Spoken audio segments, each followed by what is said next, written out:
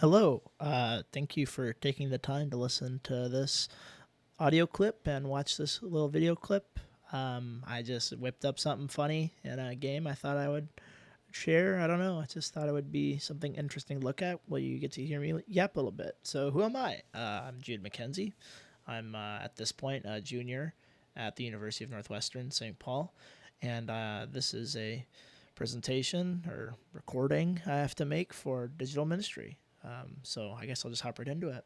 Our week 2 assignment is to kind of make a response to AI and how AI is affecting ministry. And first things foremost, it is a immovable fact that AI is being used in ministry. Whether you want to be like, oh, it's the Antichrist, or oh, it's super helpful. Like the fact is that it is being used.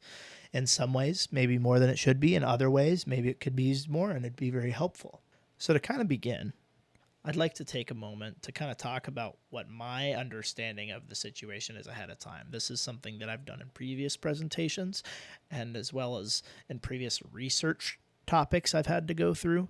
It's helped me a lot to kind of get my initial thoughts, my initial view of it, maybe not opinions, but just my view of the situation.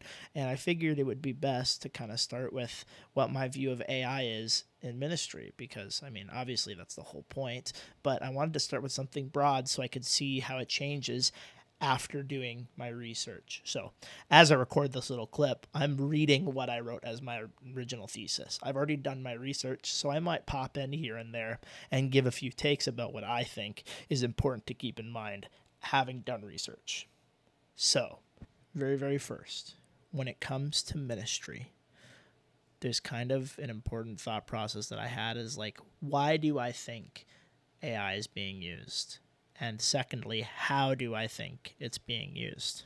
So when it comes to my initial thoughts, I kind of thought about the why AI is being used and kind of the how as well. So the why was pretty basic to me. The why of why it's being used in ministry is it's time saver. Everybody knows this. Everybody's aware of it. It makes sense to me that a person who's making slides or kind of as I look forward to my final presentation that I have to do or the final like planning thing I have to do, making slides will be probably the biggest time consumer. It's very difficult to make something that is of a quality to share with other people, that it's not distracting and it gets the message across right away. AI is stellar at whipping up something super quick that is generally of a professional value or of a professional grade or whatever that word is I'm missing. So here's my point. It's a time saver. Everybody knows that. Second, the how. How is it being used? As I said, that's kind of one example. Maybe slides for a church. Maybe, and this is kind of my research peeking through. I've learned that commonly, when people use AI at a church, they will use it for like social media. They will give AI an entire sermon and they'll say, hey, generate a clip, and the AI will find a clip. Maybe it's when the pastor says something super deep or doesn't say something super deep or whatever it is, but it'll like automatically subtitle it. It automatically edits it. It automatically like cuts the video down to like a usable length for social media platforms. It's incredible. It is a major time save for a lot of things. Now here's the bad part. And this is of AI and ministry as a whole. And this is part of my initial thesis. AI has no soul. It cannot interpret. It has no discernment. There's no Holy Spirit. There's no faith. It has no idea what it is quote unquote hearing and quote unquote learning. Now, that being said, there is definitely a good side of it having no Holy Spirit, no discernment, no interpretation.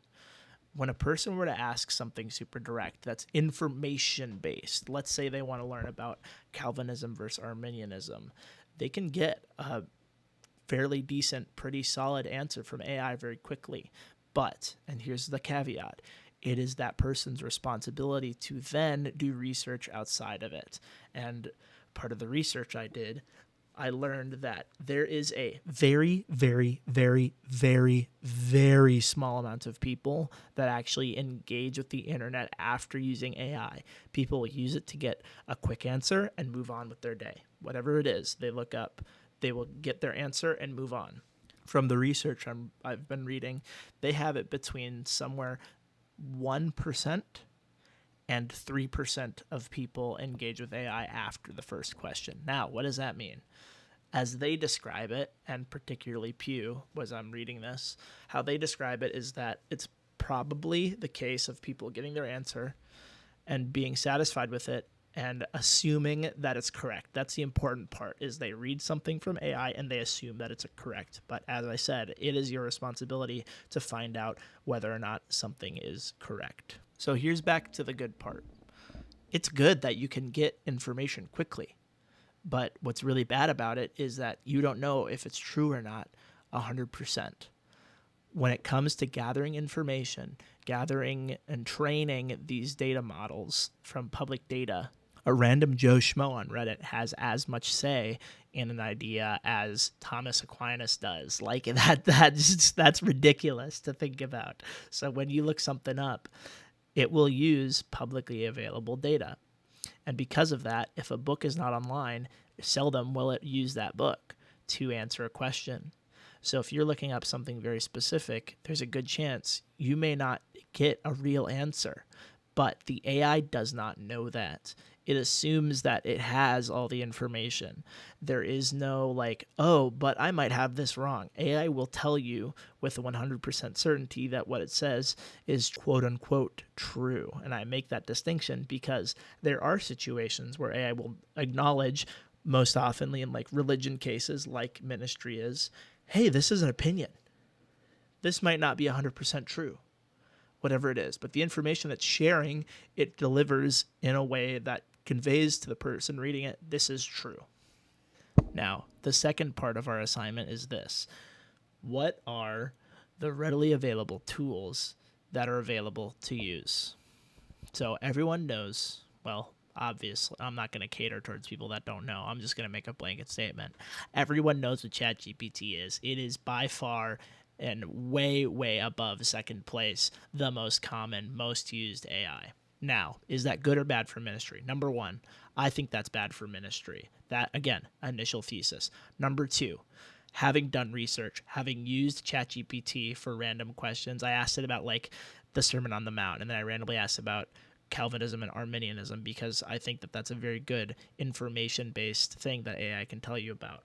Here's what I learned. When you use something like ChatGPT, as I said before, it tells you, or at least conveys, that what it's telling you is 100% true. Full stop.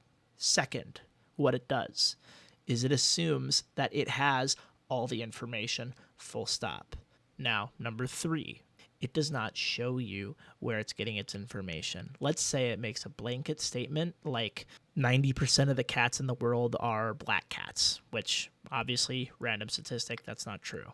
What ChatGPT doesn't tell you, and as I've done research, what I've learned is that when it makes a statement like that, it is using multiple sources to get that information. And even when it says, let's say, as an example, Barna says 90% of the world's cats are black. Even when it says that it's from a specific source, it is using multiple sources, but it doesn't tell you that. Nor, if you ask it, will it tell you, because, and here's the fourth thing that ChatGPT does, and other AI models do, they are not remembering the conversation beforehand. Every time you put in a new prompt, it reads through the entire rest of the conversation you had, and then, and only then, does it read your new prompt. Now, here's why that's important. When I give ChatGPT a prompt, and let's say, again, it says 90% of the world's cats are black, it does not remember when I give it a new prompt. It does not remember where it got that information from. Instead, it reads 90% are black and looks that up, if that makes sense. And this is, again, it's not exactly one-to-one, but that's a problem because it doesn't understand where it itself got information from. So if you have a long dialogue with it, quote unquote dialogue, it's not a real thing. If you have a long dialogue with it, it has no idea where it's getting its information from anymore. Now, here's a caveat to all of that.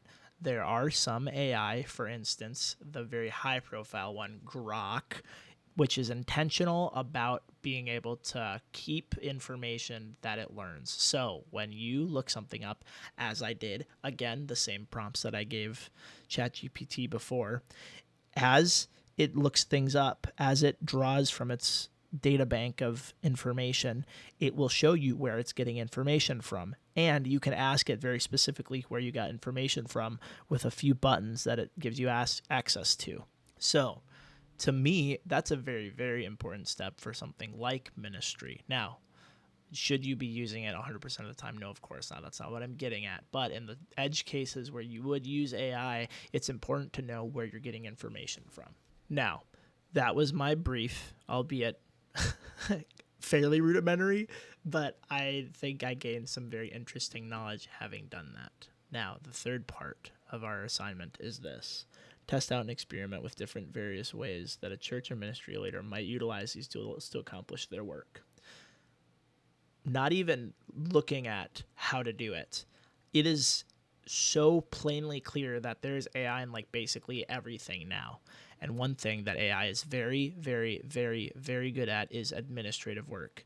So making schedules, making sure timing is good, things like that. That is like numbers and dials. AI can do. It does it really well. So when you're, or like, let's for example say that I'm a worship pastor and I need a set of 3 songs. It can find 3 random songs. Easy peasy. Pulpit AI, which actually makes it really, really easy with its AI assistant, which is kind of like a pop-up on your desktop that you can consult it with questions really, really quickly. And it's trained specifically on like God-based, faith-based literature and data models, which is really important because in its data bank, it's getting rid of those Joe Schmo Reddit people, which again, whether or not they're right or wrong, the fact of the matter is that they aren't Thomas Aquinas or Paul himself or straight up just the Bible. But something like Pulpit AI is super helpful in doing the menial work. And again, like I said before, I found out that this is the specific AI that churches have been using to make their like sermons and stuff into content. Like it'll cut it for you. It'll like do subtitles for you. It'll create links for you. It will create even websites if you ask it to. It is a very, very powerful tool. And in that way, I think AI is useful for ministry. But overall, this is kind of my closing argument, or at least closing thoughts. My initial thoughts were that there's a good and a bad. I still think that. But honestly, there is so much more bad if you're doing it wrong. So it is very, very important as a church, as a ministry, to make sure you're doing AI right. And what I mean by that is using the right tools, something like Pulpit AI that's trained on faith-based material, something like not getting a quick answer and moving on, but doing your research after the fact, not cranking out content as fast as possible, but instead looking through it after you've done it. Pulpit does give you some creative control, and this kind of sounds like an ad for Pulpit now, but I was thoroughly impressed in my very, very brief usage with it. So anyways, that's kind of my video, and I hope I haven't crashed too many times in the car chase. So have a great rest of your day. Bye-bye.